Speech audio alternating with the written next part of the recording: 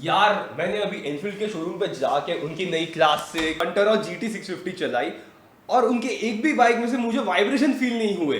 हाँ, वो इसलिए क्योंकि एनफील्ड ने अपने नए जे टाइप इंजन में बैलेंसर शाफ्ट यूज किया है। बैलेंसर शाफ्ट, अब ये क्या होता है? तो चलो आ जाओ, बैठ जाओ, आज बैलेंसर शाफ्ट की बात करेंगे।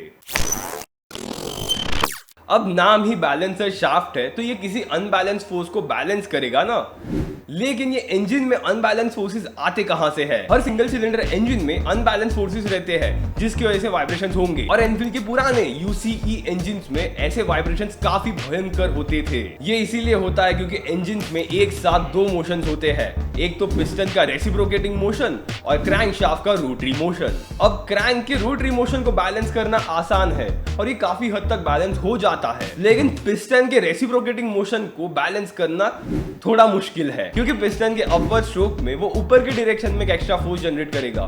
सिमिलरली जब पिस्टन डाउनवर्ड स्ट्रोक में होगा तो वो नीचे के डायरेक्शन में एक अनबैलेंस फोर्स क्रिएट करेगा। इन फोर्सेस की वजह से इंजन में वाइब्रेशंस क्रिएट होते हैं और इनको बैलेंस करने के लिए क्रैंकशाफ्ट में एक्स्ट्रा वेट ऐड किए जाते हैं जो इन फोर्सेस को बैलेंस कर देते हैं। अब भले पिस्टन के अनबैलेंस फोर्सेस को हमने बैलेंस कर दिया है, लेकिन ये क्रैंकशाफ्ट पे लगे हुए एक्स्ट्रा वेट की वजह से ये जब रोटेट करेगा तो साइड में अलग से फोर्सेस जनरेट करेंगे which will again result into more vibrations, और इन वाइब्रेशंस को निकालने के लिए अलग से वेट ऐड करना पड़ता है जिसके लिए बैलेंसर शाफ्ट यूज किया जाता है। और ऐसा करने के लिए थोड़े छोटे मोटे कैलकुलेशंस होते हैं जिसमें क्रैंक शाफ्ट और बैलेंसर शाफ्ट के बीच में वेट्स को इक्वली डिवाइड किया जाता है, जिसकी वजह से बैलेंसर शाफ्ट और क्रैंक शाफ्ट दोनों ही मिलकर पिस्टन के अनबैलेंस फोर्सेस को तो बैलेंस करेगा ही, और साथ में क्रैंक शाफ्ट के जो साइड में अनबैलेंस फोर्सेस जनरेट होते हैं वो बैलेंसर शाफ्ट बैलेंस कर देगा।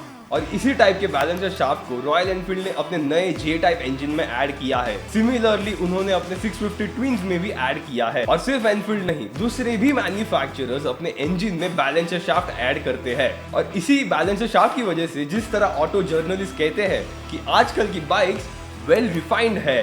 एक बात तो है कि जिस तरह से इंजन्स में नंबर ऑफ सिलेंडर्स बढ़ते जाएंगे उनको बैलेंस करना इजी होता जाएगा। जैसे कि जब इनलाइन इंजन को बैलेंस करना हो, लाइक परफेक्टली बैलेंस करना हो विदाउट एनी बैलेंसर शाफ्ट, तो 6 सिलेंडर्स यूज करने पड़ेंगे, लेकिन हर गाड़ी में तो इनलाइन 6 सिलेंडर इंजन यूज नहीं कर सकते ना।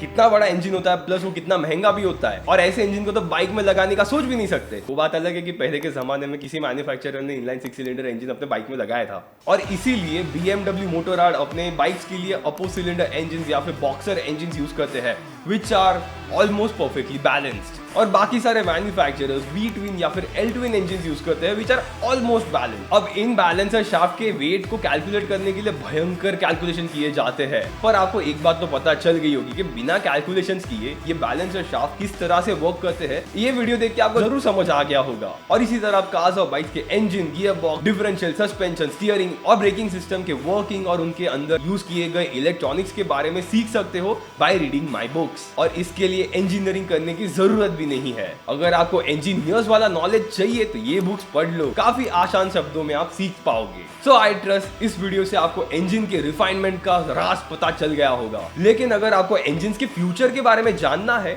मतलब कि फ्लेक्स फ्यूल इंजन की वर्किंग के बारे में जानना है, तो आपको जाके ये वीडियो देखना चाहिए। And don't forget to get your books. I will see you guys on next Thursday at 7:30 PM